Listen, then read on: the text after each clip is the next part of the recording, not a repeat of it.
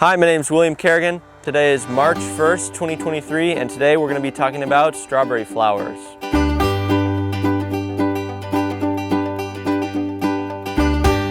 Alright, so here we've got a strawberry plant. This variety is called Sweet Sensation, and if you want to zoom in, we can talk a little bit more about the strawberry anatomy. So strawberry plants have what's called a crown, and the crown is where the leaves and the flowers come out of. So this is the crown. There's multiple crowns in here, and the flowers come directly from the crown way down low. You know, here's a flower that comes out, and you have all these little flower buds like that. This is a tight bud, and then you know, this is another day later, and then this is another day later. They'll emerge like this.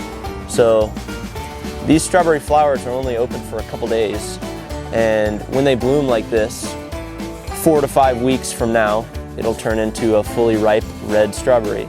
So 4 to 5 weeks from now, today's March 1st, we'll be picking strawberries.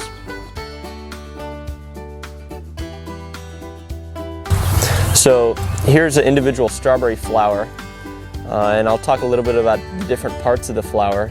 So this right here is the calyxes, or the sepals, right? And these will turn into the cap of the strawberry. Right now they don't look like much, but they'll grow a little bit larger and they'll create the cap of the strawberry. And then these are the petals. Everyone knows what a flower petal is. And these petals really only serve as an attractant to attract pollinators. And once the flower's done blooming, these petals will fall off. So they really serve no purpose other than attracting pollinators. So once the flower's done blooming, they'll fall off. And then around this center part here, you have all these orange things. These orange things are called the stamens, right? And of the stamen, it's made up of two parts. It's made up of the anther, which is the tiny orange ball on the end, and then the filament, which is what holds up the anther.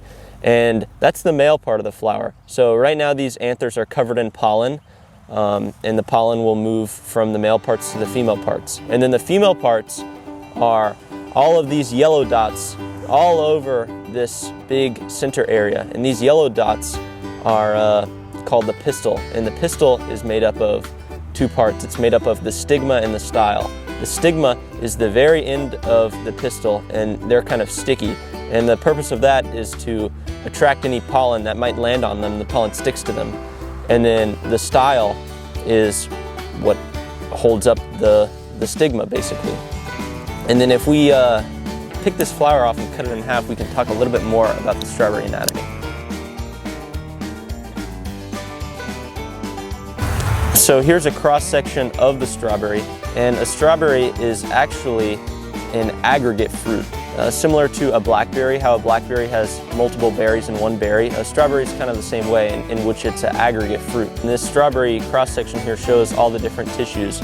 So you can see all of the female parts here, which are called pistils, and then these pistils will grow down into where the seed will be. And each individual seed is really an individual berry on the berry. So the berry is an aggregate fruit in total, and it has, you know, hundreds of berries on them.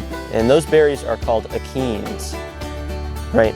And then so this center area right here is the strawberry that you'll eat, and that's receptacle tissue. That's not ovarian tissue. The ovarian tissue would be the achene, which would turn into the berry, but this is receptacle tissue.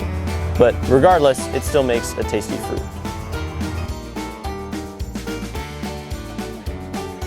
All right, so this is a strawberry flower that has already finished blooming, and the petals are starting to fall off here. They just fall off real easy. So this strawberry's already been pollinated, and you can see the pistils here all have little black specks on them, so that's how you can tell that they've already been pollinated. And in around 4 weeks, this one will be ready to eat.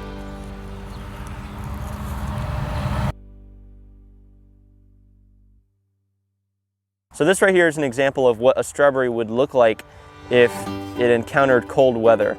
So the leaves of the strawberries are very cold hardy. They could survive, you know, maybe down to 15 degrees Fahrenheit right now. But the flowers like this are very susceptible. If they get much more than 30 degrees, then they could die, and then they'll turn brown like these two here, right? So farmers have to watch the weather and make sure that there's no cold temperatures coming, and if there are cold temperatures coming, then they had to act accordingly, and they'll have to frost protect them, which is what we do here.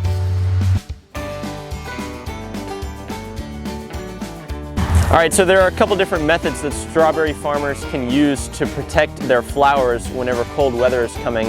And one of them we use is called frost protection. Basically what we do with that, we spray water onto the strawberries whenever the temperatures are below freezing and the strawberries are blooming. We'll spray water onto them, and the act of freezing the water will actually release heat. So that's a process called latent heat diffusion, and that the phase change between liquid water and solid water releases heat. So as long as you constantly keep freezing water onto the strawberries, the water freezing will keep releasing heat, and that heat released will stay just above, it'll stay right at freezing. It won't stay above freezing, but it'll stay right at 32.